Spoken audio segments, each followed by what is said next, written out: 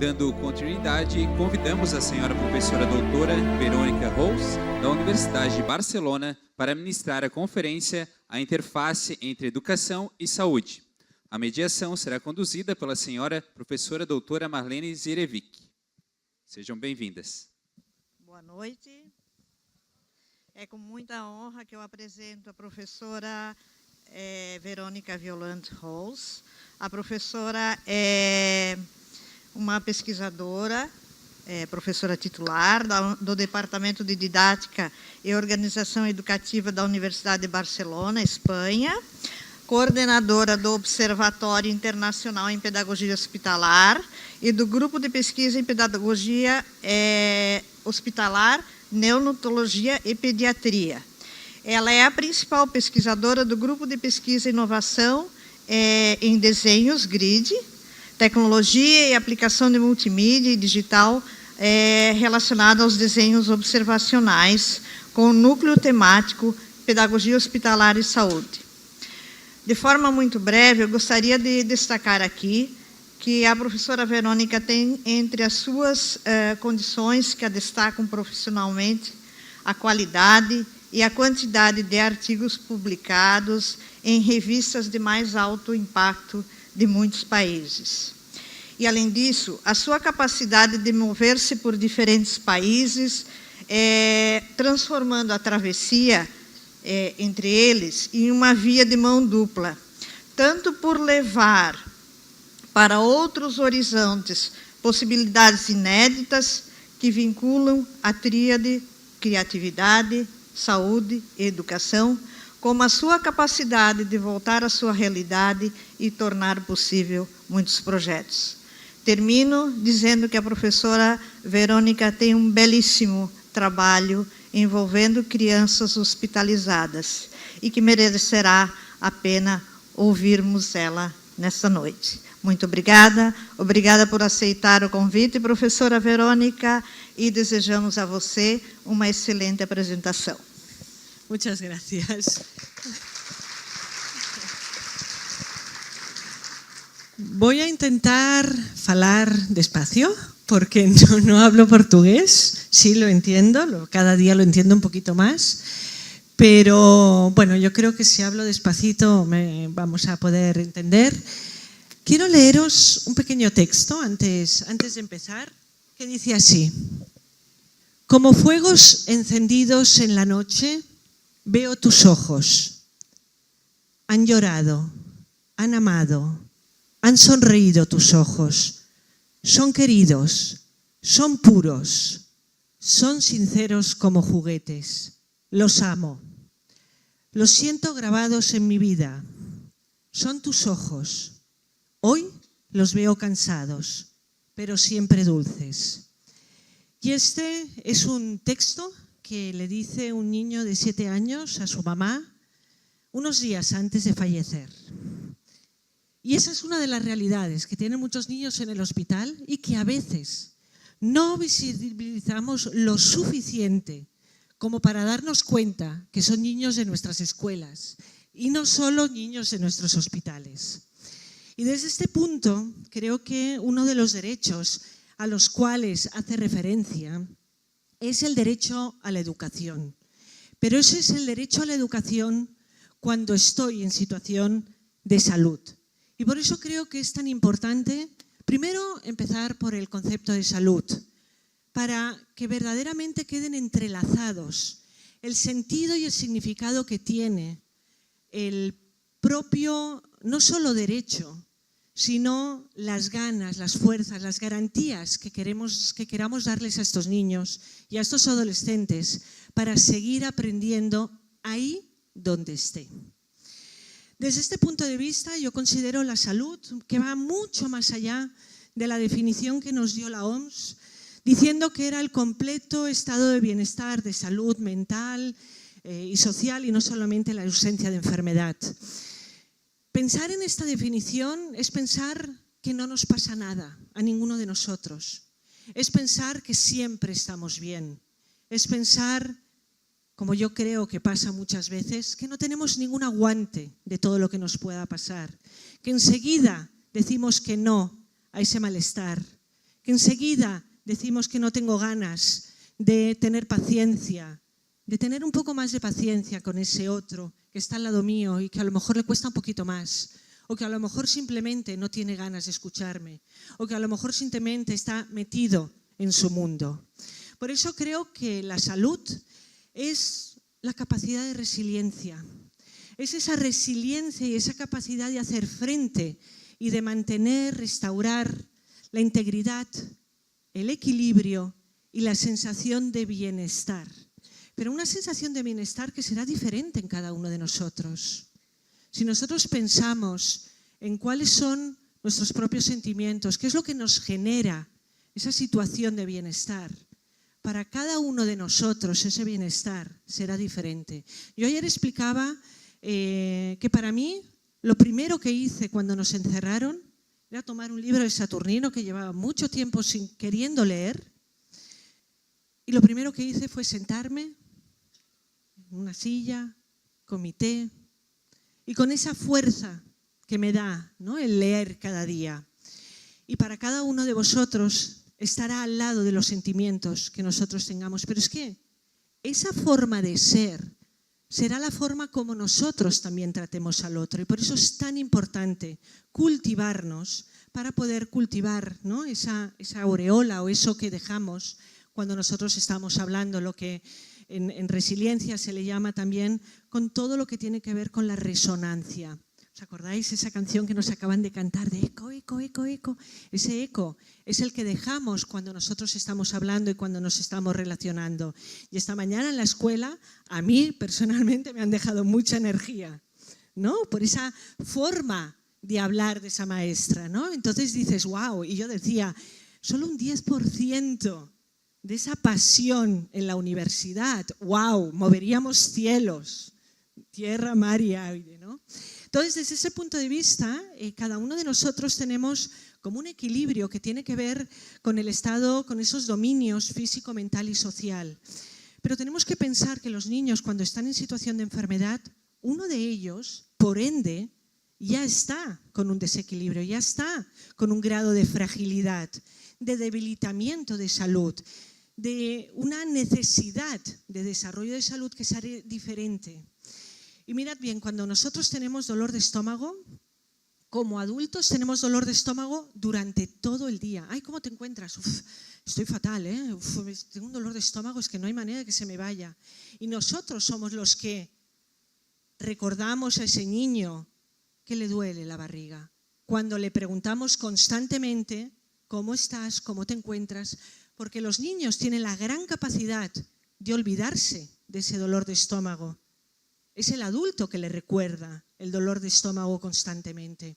Y por eso nosotros como adultos nos convertimos en factores de riesgo hacia esa fragilidad.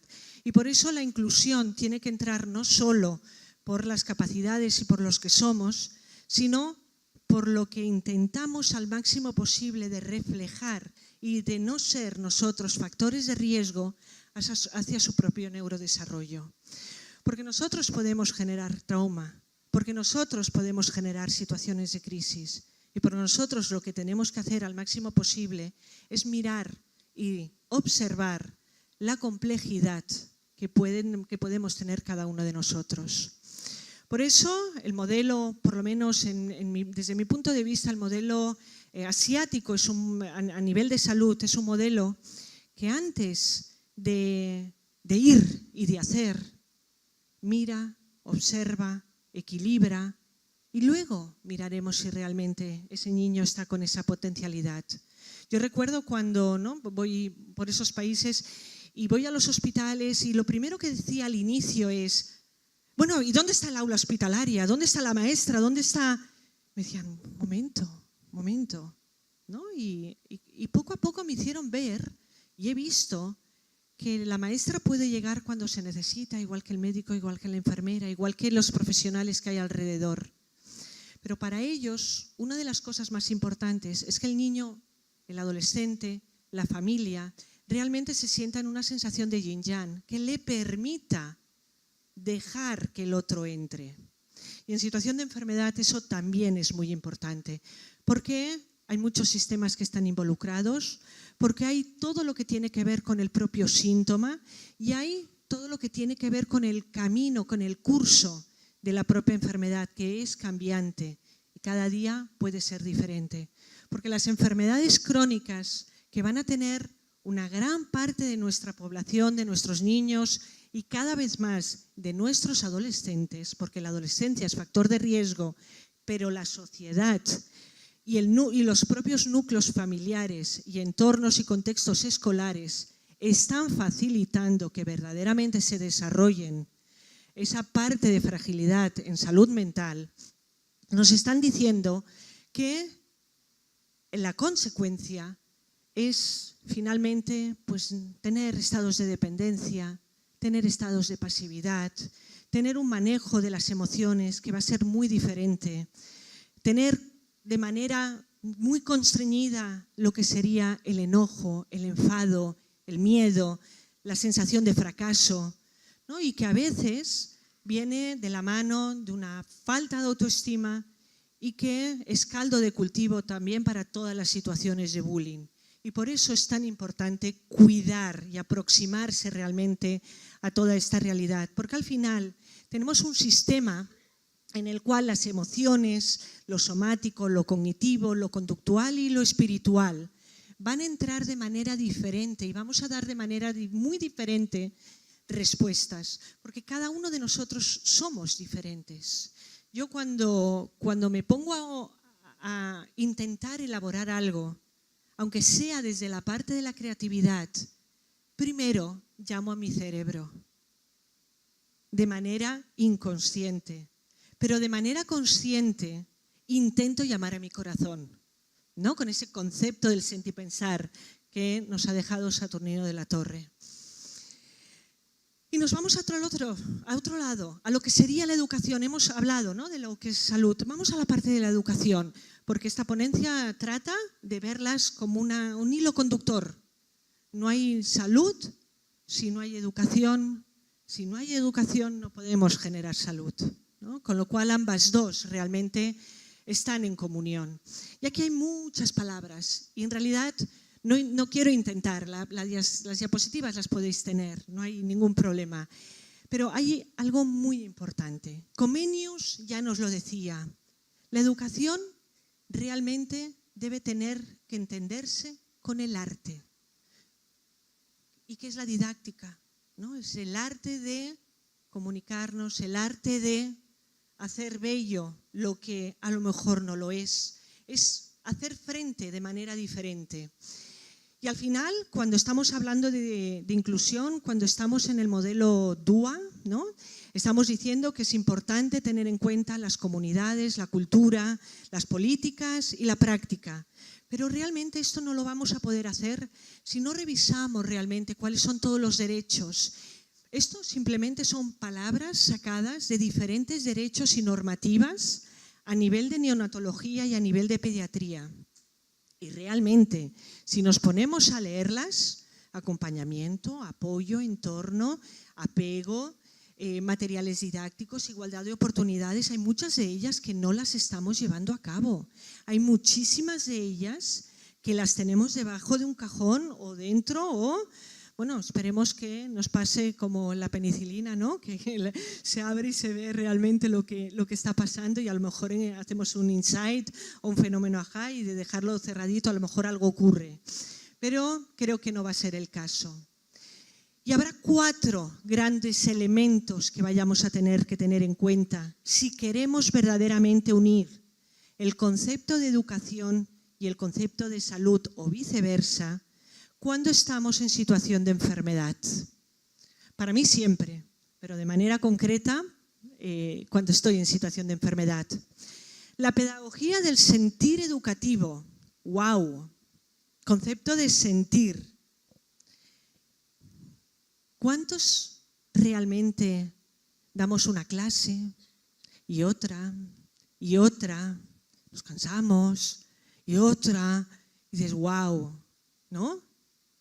Pero hay un concepto que se le llama el sentir. Si nosotros no podemos transmitir lo que nosotros somos y pensamos, va a ser muy difícil. Porque el sentir educativo al final es el arte y la conciencia sensible de llevar a cabo el proceso de aprendizaje. Claro, pero si llegan a nuestras aulas esos maestros o estos pedagogos, para nosotros son dos carreras diferentes, que es que ni siquiera a veces saben cuál es la profesión de la pedagogía. Por ejemplo, y es una de las preguntas que hago el primer día, ¿no? ¿Esto de ser pedagogo? No sé. Muchos que, bueno, es que yo quería, pero al final entré en... ¡Wow! Entonces tenemos una doble tarea, ¿no? No solo el hecho de estar formando a alguien, estar formándonos, porque yo siempre pienso que es algo bidireccional, sino que además tenemos que convencer de que la tarea de educar es para mí una de las tareas más importantes de la vida. Por eso siempre he pensado que el maestro de infantil, 1, debería de ser el mejor formado, 2, debería de ser el que más investiga, 3, debería de tener el mejor sueldo.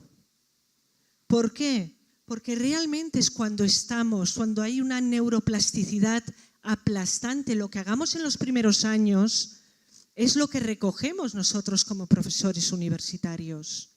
Nosotros lo tenemos muchísimo más fácil. Con lo cual, ahí viene algo que también va a ser muy importante, que es la acción educativa respecto al sentir educativo. Y hay 4 grandes conceptos para mí. 1, la transdisciplinariedad. Debemos de dejar ya de una vez la interdisciplinariedad en educación.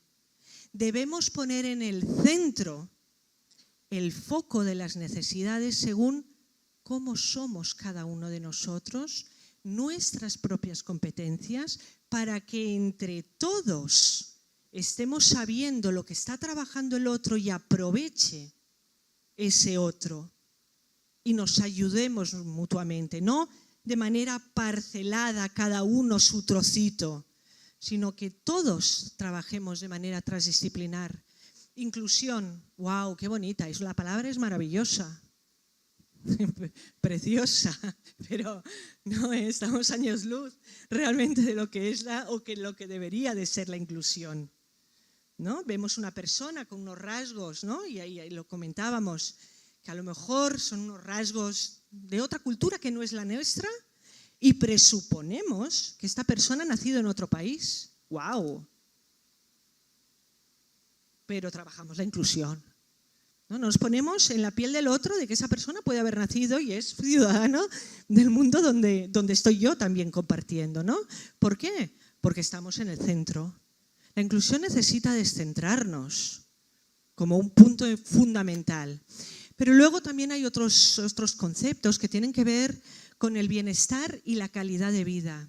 Pero eso quiere decir no nuestro bienestar y calidad de vida, sino el generar bienestar y calidad de vida, que es muy diferente.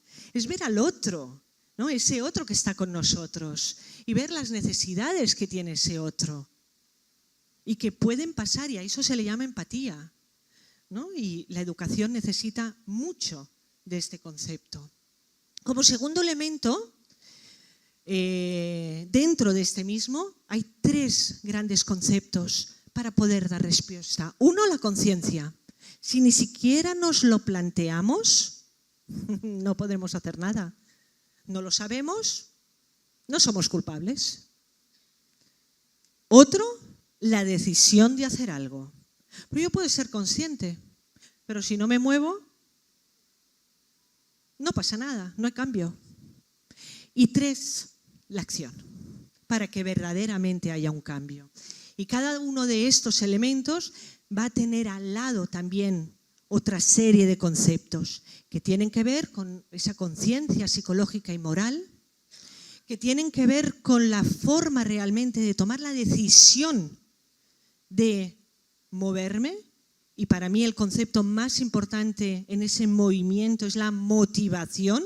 Fue mi variable en mi tesis doctoral, ¿no? La motivación como variable, como elemento fundamental a la hora de llevar a cabo una profesión. En mi caso fue una profesión, ¿no?, las profesiones de salud como enfermería y fisioterapia, pero es ese motor de arranque que nos hace levantar y hacer cada día algo y hacer algo nuevo, no perdernos en las rutinas. Segundo elemento, aquel que tiene que ver con todo lo que realmente en el concepto de pedagogía hospitalaria decimos que es algo fundamental. La personalización de los aprendizajes, la continuidad educativa. El niño cuando está en el hospital muchas veces deja de existir para él la escuela. Pero no porque no le ofrezcamos un maestro dentro del hospital, sino porque le dejamos de ofrecer sus compañeros del colegio, porque le dejamos de ofrecer su verdadero entorno educativo. Y cuando hablamos de continuidad educativa, quiere decir que les sigamos trasladando su escuela en el entorno hospitalario, no la escuela, sino su escuela, a través de la mediación de otra escuela, de otro maestro que puede estar en el hospital. Brasil fue el primer país, desde lo que yo conozco, y he estudiado mucho este tema, que tuvo la primera normativa en atención educativa domiciliaria en el 2003. Ya publicó su primer documento, mucho antes que un montón de países.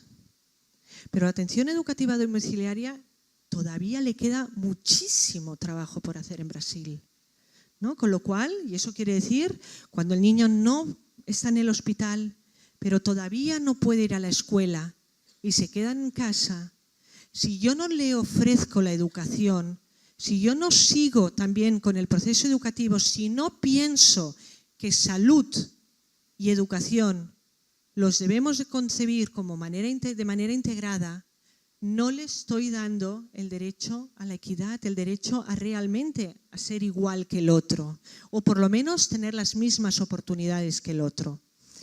Y eso acompañado de todo lo que sería la propia investigación, las buenas prácticas. No me cansaré de decir que un médico nunca va a poner 30 miligramos de un medicamento determinado si lo que necesita el niño son 20. Y no me cansaré de decir que muchas veces, estamos aplicando estrategias educativas sin ni siquiera saber si verdaderamente son efectivas. Ya no digo que le dé 30 miligramos de gamificación, cuando a lo mejor no es lo que necesita en ese momento. A lo mejor necesita estrategias de simulación, porque está en una época hipotético-deductiva. Pero eso no nos lo planteamos de la misma manera. Y eso yo creo que es un deber que tenemos. Por eso creo que la investigación se debe de hacer en el día a día en las aulas y forma parte del sentido de la educación y en este caso en el contexto de enfermedad y convalecencia. Tercer gran elemento, wow, se dice rápido, la ética del cuidado. Pido un voluntario, quien quiera. Alguien de los que tenga un papelito amarillo, quien quiera. He dado 10. Venga. 10 papelitos, tengo 10 oportunidades. Mundo de la educación, la innovación, el ir, venga, va. Alguien que tenga un papel amarillo. Papel, 20.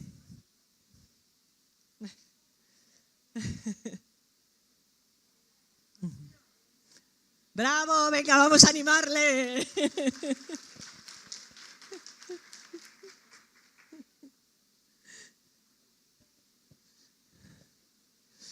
¿Cuál es tu sentimiento? Bueno. Nos aprovechamos. Temos que nos entender. Escreve a emoção mais importante da tua vida, da minha vida. A minha emoção mais importante sempre está por vir. As que já passaram, as emoções que passaram, poderia selecionar muitas. Mas a mais importante, a mais emocionante é aquela que eu vou sentir daqui a pouco, aquela que eu estou sentindo agora. ¿Cuál es la que estás sintiendo ahora? Alegria. Bien. Vamos a transformar esta alegría. Sí, es verdad. Venga, Vamos a transformar esta alegría en la ética del cuidado. ¿Cómo creéis que se puede transformar la alegría en la ética del cuidado? Inicialmente é um cuidado que eu tenho comigo mesmo. Um cuidado pessoal. Mesmo que eu sinta um momento de frustração, por exemplo, mas ao analisar com um pouco mais de cuidado, com um pouco mais de paciência, eu consigo descobrir sensações bem diferentes.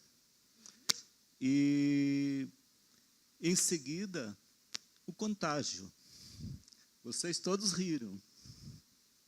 Vocês todos manifestaram, poxa, está vindo para frente, foi pego. Né? E essa sensação é legal. Como professor, estar na frente de uma turma de profesores também me dá uma satisfação muito grande. Y hay uno de los elementos que tú has dicho es la alegría para que haya ética del cuidado. Todo el resto, una de las formas es hacerle ver que vosotros os sentís alegres también. Y vamos a hacerlo. ¿Cómo demostramos a tu nombre? A Roberto que realmente estamos alegres porque él está alegre? Vamos a demostrarlo.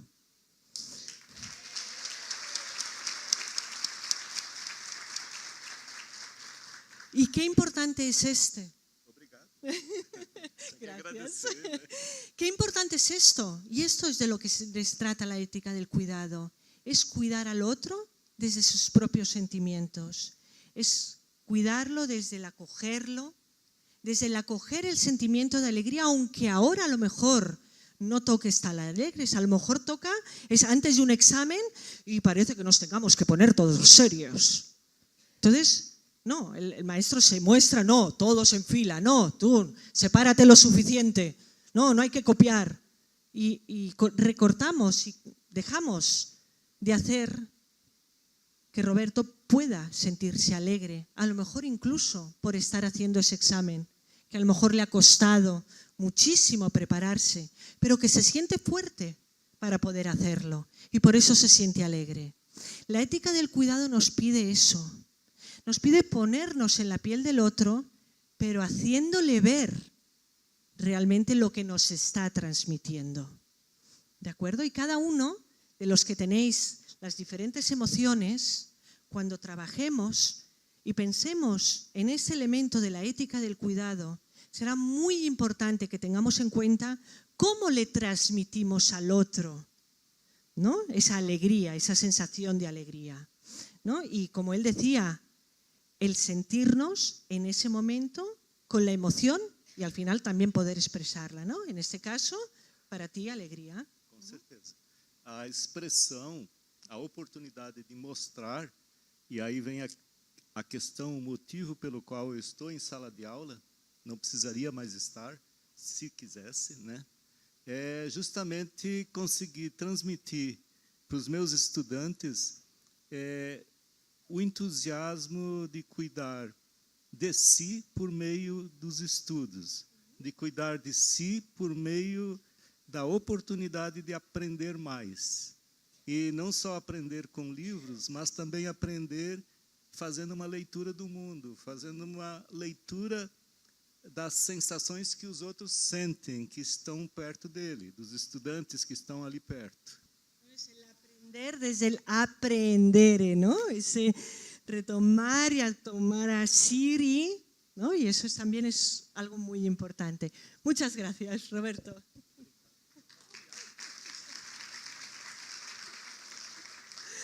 Vámonos entonces al cuarto elemento, ¿eh? Decía, os había dicho, tenemos 4 elementos. El propio concepto de pedagogía hospitalaria. Aquí hicimos un estudio, está publicado en el 2021, COVID nos permitió hacer un montón de virguerías, a los que teníamos tiempo, o habíamos dejado de tener que ir a la universidad, ir y volver. Es una economía de más de 2 horas diarias, eso nos permitió hacer muchísimas cosas. Entre ellas nos dedicamos a ver qué es lo que nos estaba diciendo Google Academy con todas las bases de datos sobre el concepto de pedagogía hospitalaria. Nos dimos cuenta que hay mucha literatura gris. Brasil es uno de los países que más publica en temas de pedagogía hospitalaria, eso es un punto muy importante tener en cuenta, pero el concepto de pedagogía hospitalaria no está en el Thesaurus. Con lo cual esto lo que nos dice es que hay mucho publicado en las necesidades que tiene el niño hospitalizado, pero hay muy poquito publicado en revistas de referencia de alto impacto, porque no se ha transformado como concepto de Thesaurus. De hecho, este artículo es el primero de una serie que estamos preparando para defender el concepto en Google Academic y también en todo lo que serían las bases de datos de CINAHL y de todas las que tienen que ver con las grandes revistas de impacto. Dentro de los diferentes conceptos, muchos de ellos tienen que ver con la psicopedagogía, tienen que ver con la humanización, tienen que ver con los profesionales que la lleven a cabo, los maestros, los pedagogos, pero también otros profesionales como las enfermeras, los médicos, los psicólogos. Con lo cual nos está diciendo que es un concepto que le toca tanto al profesional de la salud como al profesional de la educación. Y es otro motivo más para decir que verdaderamente estos 2 conceptos, salud y educación, deben ser visualizados de manera integrada. Y evidentemente no pretendo que se lea esta diapositiva, pero sí el hecho de que todavía se está en la búsqueda de un concepto que nos esté dando respuesta a las necesidades educativas por motivos de salud. Se ha pasado por el concepto de pedagogía hospitalaria, se ha pasado por el concepto de psicopedagogía hospitalaria de la salud, se está yendo hacia un concepto de pedagogía de la salud como 2 conceptos directamente integrados, pero todavía le queda mucho camino por recorrer. Y mirad lo que dice, la primera validación de la declaración del Parlatino, que es todos los derechos del niño hospitalizado. ¿Cuántos de la sala conocéis la Carta de Derechos de los Niños Hospitalizados? Nadie. ¿Cuántos habéis oído hablar de ella? Todos. Os lo estoy diciendo. Os acabo de decir que hay una Carta de Derechos. Todos me tendríais que levantar la mano, porque esto es como semillitas que se van, ¿no?, diseminando cada vez más. Ahora por lo menos no podéis decir que no hay una Carta de Derechos del Niño Hospitalizado. Y está como dividida en 4 partes, una de las cuales tienen que ver con los derechos a la educación. Pues bien, este grupo de derechos ha sido trabajado a nivel de Latinoamérica muy fuertemente de la mano de REDLACE, que es la Red Latinoamericana y del Caribe para el Derecho a la Educación. Y la primera vez que se plantea en el Parlamento latinoamericano que realmente se valide esa declaratoria es en Brasil, en el año 2013. Y de ahí, gracias a eso y al trabajo que se ha continuado haciendo, en este momento hay una ley marco, una ley modelo que hace o que pide a todos los países miembros que tienen que dar respuesta de una o de otra manera a este derecho a la educación de los niños en situación de enfermedad y convalecencia.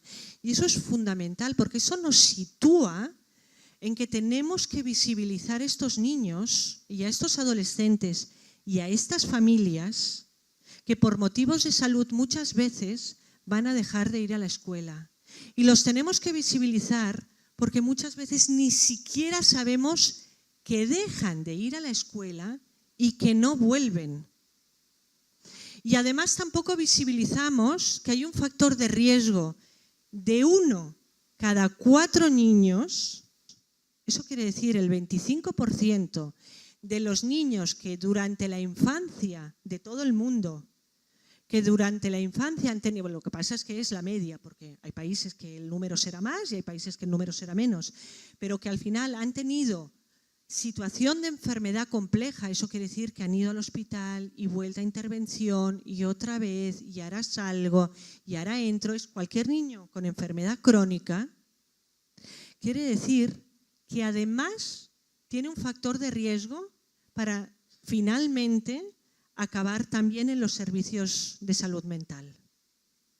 Y eso es algo que debemos pensarnos, porque se cuece desde bien pequeñitos.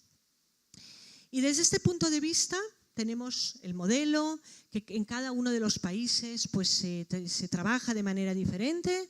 En América Latina y el Caribe y todo lo que sería Europa estamos con el mismo modelo, que es el modelo de pedagogía hospitalaria. No me voy a extender en esta diapositiva, aunque sería motivo de una charla. Pero hay un punto que creo que es fundamental. Debemos, como educadores, porque creo que no hay personas del campo de la salud. Bueno, yo soy de ambos, yo podría levantar la mano para los dos. Pero debemos garantizar que la dirección del impulso nervioso que generamos estos niños es para que verdaderamente sus neuronas tengan esos brazos largos, para que se conecten unos con otros y verdaderamente les demos unas buenas oportunidades para realmente tener un buen árbol motivacional, un buen árbol de neurotransmisores que le permitan tener buenas capacidades para tener unos buenos aprendizajes. Y me voy a ir directamente a programas que en la actualidad ya se están trabajando conjuntamente los gobiernos de salud y de educación. Ese es el caso de Cataluña.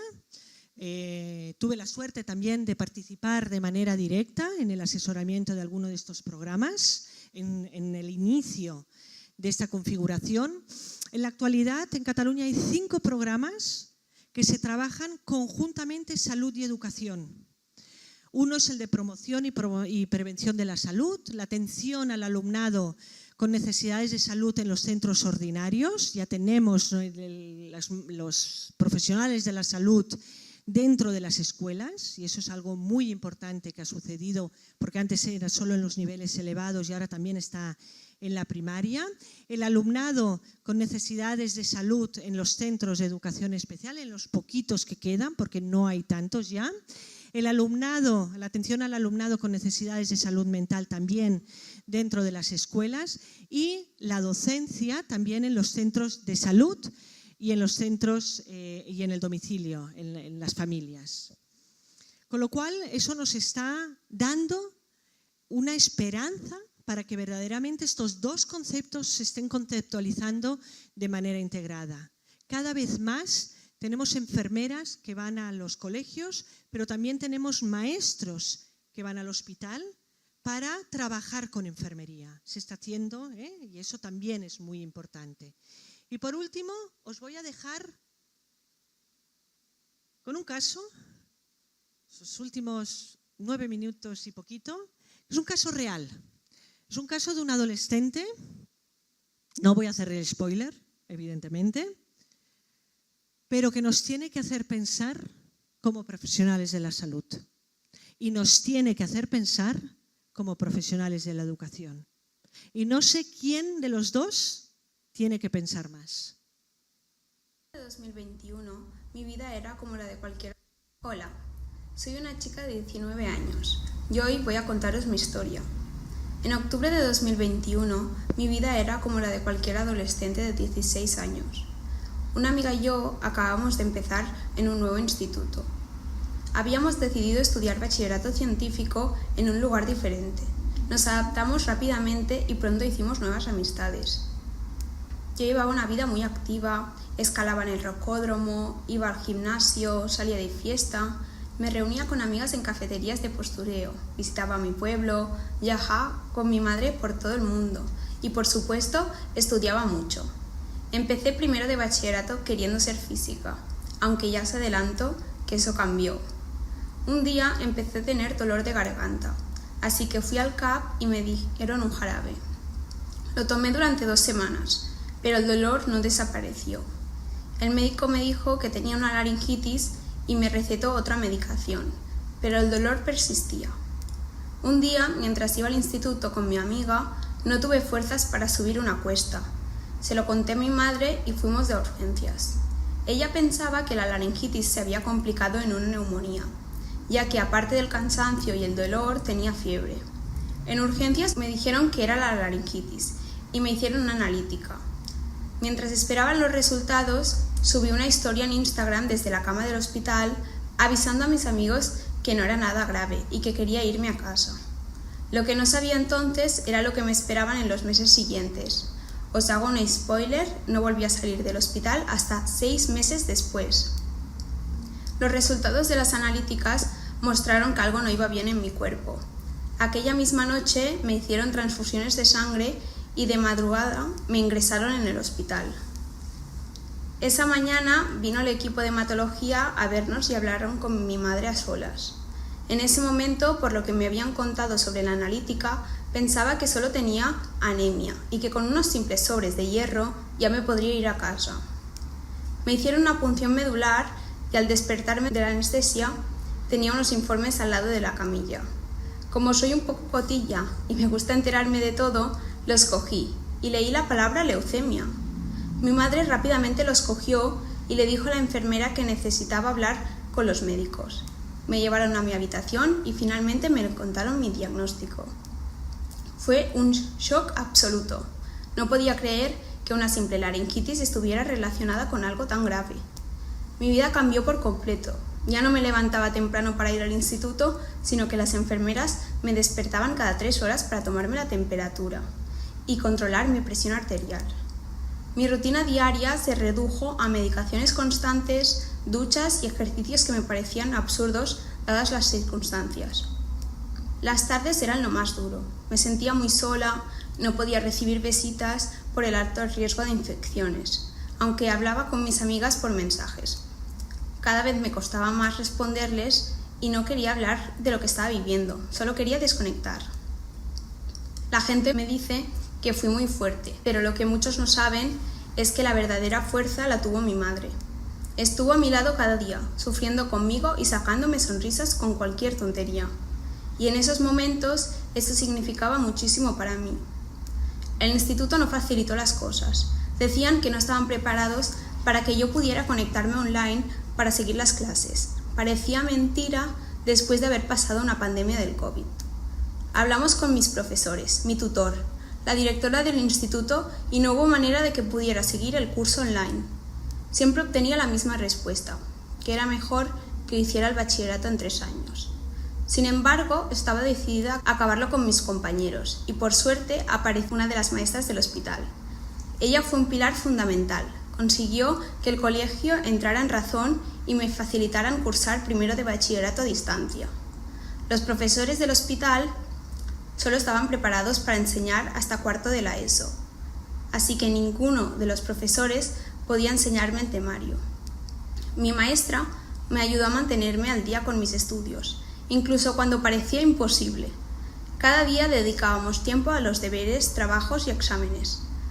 Había semanas que estaba tan saturada que teníamos que dividirnos los trabajos entre mi madre, mi maestra y yo.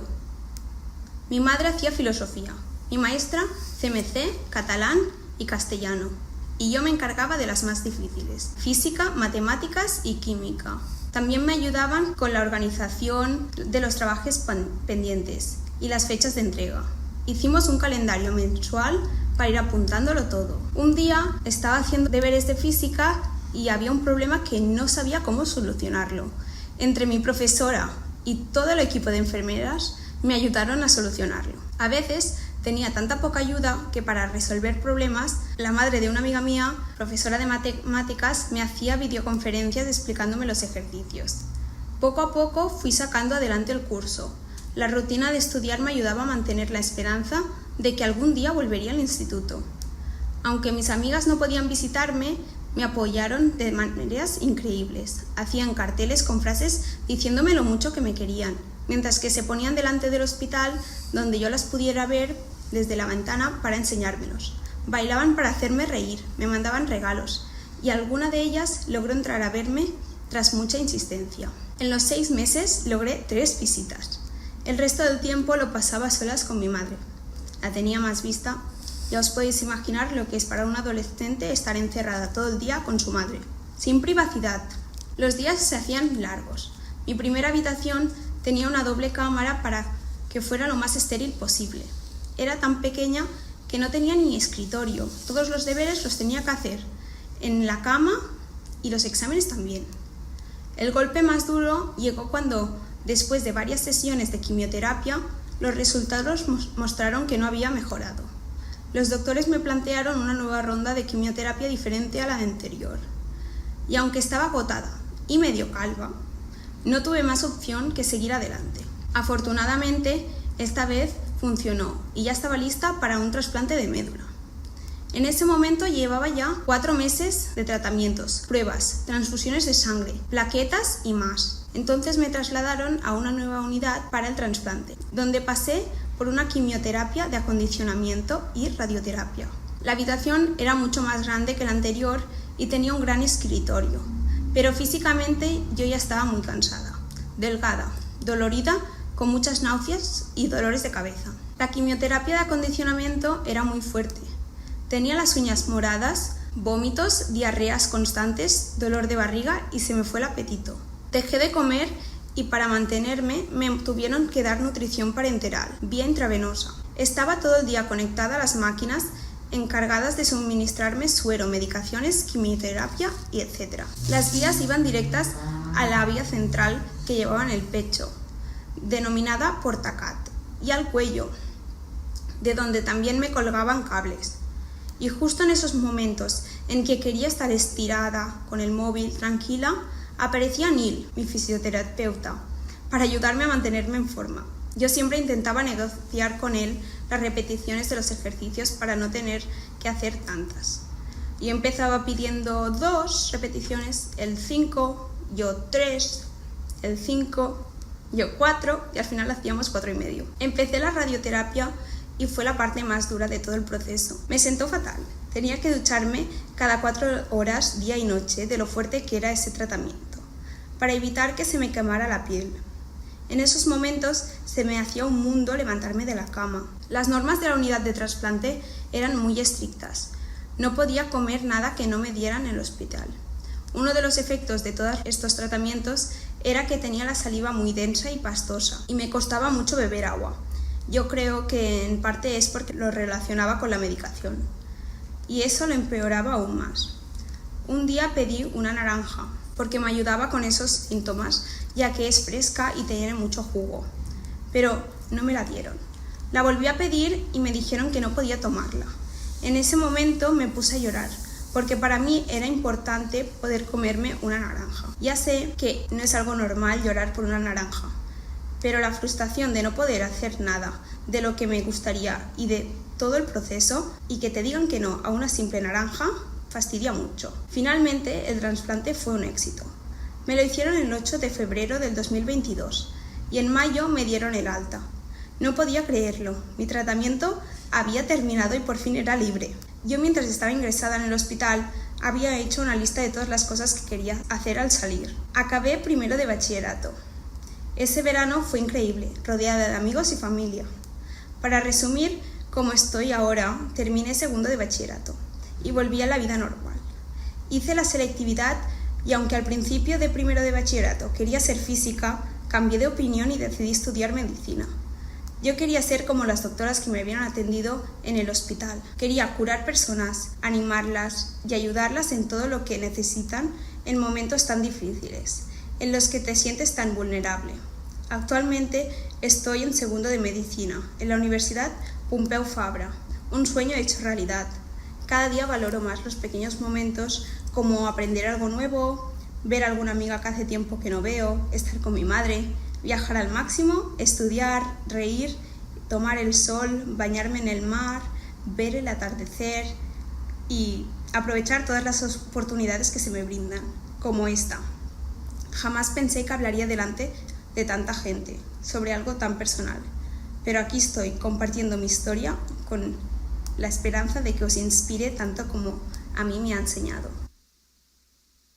Bueno, espero que os haya gustado. Lo hemos hecho, sí que el relato como tal nos lo hizo y nos lo dejó en una mesa redonda que hubo en el segundo congreso en Barcelona de Salud, Educación e Investigación, pero esto es para vosotros porque lo hemos hecho especialmente para hoy.